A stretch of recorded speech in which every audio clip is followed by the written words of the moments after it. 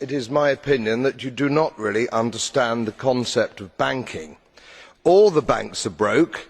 Bank Santander, Deutsche Bank, Royal Bank of Scotland, they're all broke. And why are they broke? It isn't an act of God. It isn't some sort of tsunami. They're broke because we have a system called fractional reserve banking, which means that banks can lend money that they don't actually have. It's a criminal scandal, and it's been going on for too long.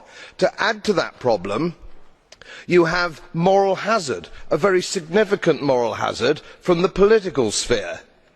And most of the problem starts in politics and central banks, which are part of the same political system.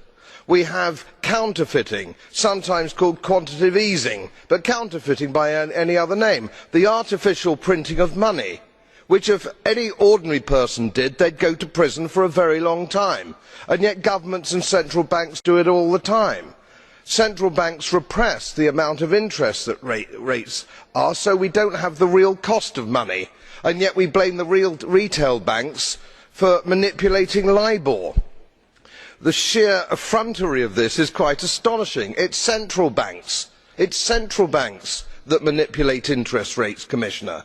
So when banks go broke through their own incompetence and chicanery, the taxpayer picks up the tab. It's